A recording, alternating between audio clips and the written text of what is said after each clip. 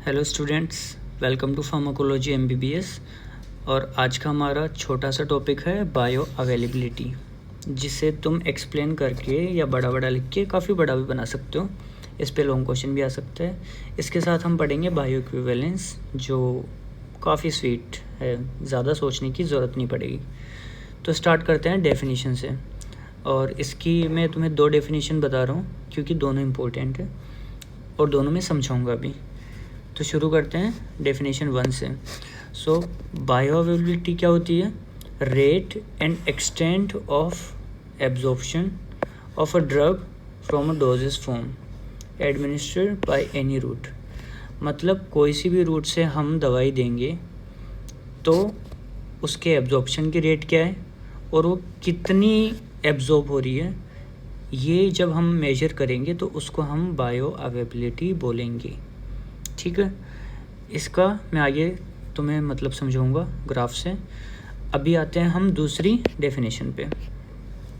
So it is the fraction of administered dose of a drug that reaches to systemic circulation in unchanged form.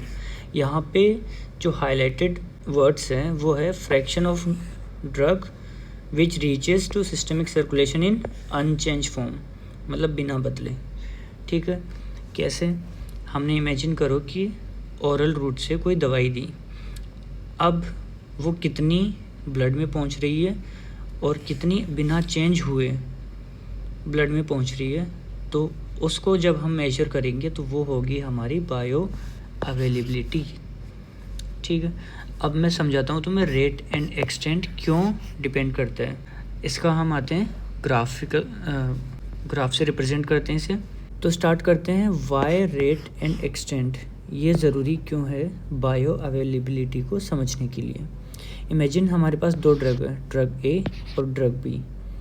अब एक कुछ ऐसे अपना plasma concentration time graph दिखाती है और दूसरी कुछ ऐसे दिखाती है। क्यों काउंट कर रहे हैं? जैसे बायो अवेलेबिलिटी को दिखाते हैं एरिया अंडर कर्व, और मैं कह रहा हूँ कि इन दोनों का एरिया अंडर कर्व बराबर है, लेकिन इन दोनों में से हमारे काम की कौन सी है जो थेरेप्यूटिक एक्शन दे रही है? कौन सी दे रही है हमें?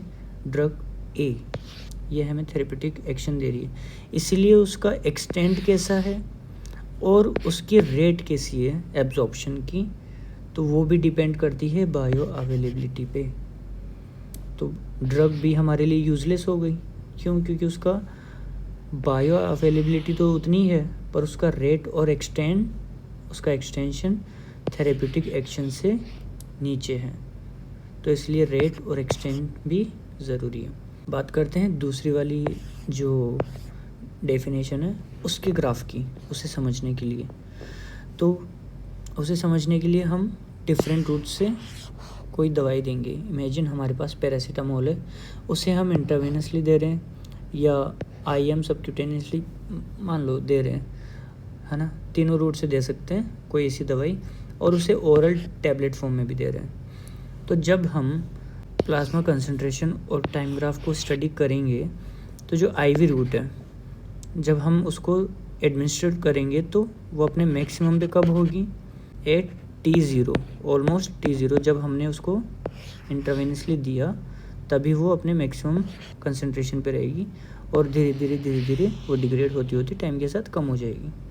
वहीं पे हम उसे IM या सबक्यूटेनियसली देते हैं और वहीं पे हम उसे ओरली देते हैं। तो ये ग्राफ दिखाता है उनके एक्सटेंट को कि कैसे किस टाइम पीरियड पे उस ड्रग की कंसंट्रेशन कितनी है, और उसका कंप्लीट एक्सटेंट क्या बताएगा कि उसकी बायो अवेलेबिलिटी कितनी है।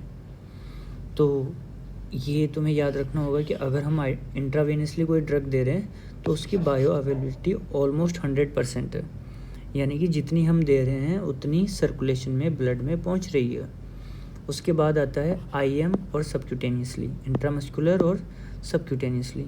ये मैक्सिमम होते हैं ये भी, लेकिन कंप्लीट 100% नहीं बोल सकते क्योंकि कुछ लोकल साइट पे रह जाते हैं या फिर उनका मेटाबॉलिज्म हो जाता है और उनकी फॉर्म चेंज हो जाती है। बात तो हमारी अनचेंज फॉर्म में पहुंचने की थी, तो इंट्रावेनसली डायरेक्टली अनचेंज फॉर्म में जाता है IM और सबक्यूटेनियस में, तो ये थोड़ा 100 से कम हो जाता है, इमेजिन 80 और 90। और फिर आती है ओरल रूट, क्योंकि ओरल रूट हमारी जब हम ड्रग को दे रहे हैं ओरली तो क्या हो रहा है, वो एब्जॉर्ब हो रही है और एंटेरोहिपेटिक सर्कुलेशन में जा रही है। और एंटेरोहिपेटिक सर्कुलेशन में क्या होता है, फर्स्ट पास मेटाबॉलिज्म। और फर्स्ट पास मेटाबॉलिज्म से जो ड्रग गुजर गई उसकी फॉर्म चेंज हो गई, और अगर उसकी फॉर्म चेंज होती है तो वो बायो अवेलेबिलिटी को कम करेगा। ठीक है, ये हमने रूट्स डिस्कस कर ली। अब आते हैं फैक्टर्स जो अफेक्ट करते हैं बायो अवेलेबिलिटी को। तो इसके लिए आपको पहले वाला वीडियो देखना पड़ेगा जिसमें मैंने आपको पढ़ा रखा है एब्जॉर्प्शन। तो जो फैक्टर्स एब्जॉर्प्शन को अफेक्ट करते हैं वहीं बायो अवेलेबिलिटी को अफेक्ट करते हैं। ठीक है, इसके बाद एक छोटा सा स्वीट सा टॉपिक है बायो इक्विवेलेंस। मैं इसके वर्ड से समझाता हूँ। बायो मीन्स हम कोई ड्रग की या फिर ह्यूमन बॉडी से रिलेटेड स्टडी कर रहे हैं, और इक्विवेलेंस मतलब बराबरी चेक कर रहे हैं अलग अलग दवाइयों की। तो जब इमेजिन हमारे पास 3 अलग अलग ड्रग्स है, ड्रग X, ड्रग Y और ड्रग Z। सेम दवाई बट अलग अलग ब्रांड्स की या अलग अलग फार्मास्यूटिकल कंपनीज से, उनका कॉम्पोजिशन, उनकी डोज भी सेम है। लेकिन जब हम उनकी बायो अवेलेबिलिटी चेक करते हैं तो एक की आ रही है 400, एक की आ रही है 420, एक की आ रही है 350। तो इनको आपस में कंपेयर करने पर ये एक जैसी नहीं है। तो ये क्या है, बायो इनइक्विवेलेंट। इक्विवेलेंट नहीं है, इनइक्विवेलेंट है। अगर इमेजिन 3 अलग अलग कंपनियां हैं, 3 अलग अलग फार्मास्यूटिकल कंपनीज हैं, उनसे जो बायो अवेलेबिलिटी आती है वो सेम आती है। मान लो 400 आ गई, इससे भी 400 आ गई, इससे भी 400 आ गई, या थोड़ा सा ऊपर नीचे।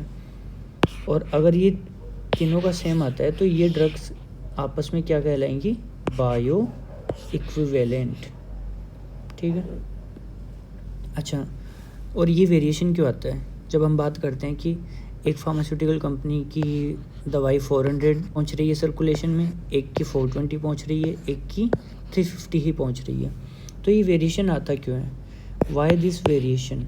ये क्यों आता है? बिकॉज ऑफ डाइल्यूएंट्स, कि उस ड्रग का डाइल्यूएंट क्या है, उसके लिए स्टेबलाइजिंग एजेंट्स क्या है, उसके बाइंडर्स क्या है, उसके साथ लुब्रिकेंट्स क्या है, उसके सॉल्वेंट्स क्या है। तो वो अलग अलग होते हैं, तो उनका जो अमाउंट है जो ब्लड में पहुंच रहा है वो भी फिर वेरी करता है, कम ज़्यादा हो जाता है। ठीक है, इसके साथ बायो अवेलेबिलिटी और बायो इक्विवेलेंस ये तुम्हारा कंप्लीट होता है। और फैक्टर्स के लिए एब्जॉर्प्शन वाला टॉपिक वो देख लेना, उसमें 7 या 8 फैक्टर्स होंगे जो तुम्हें इजी टू अंडरस्टैंड है।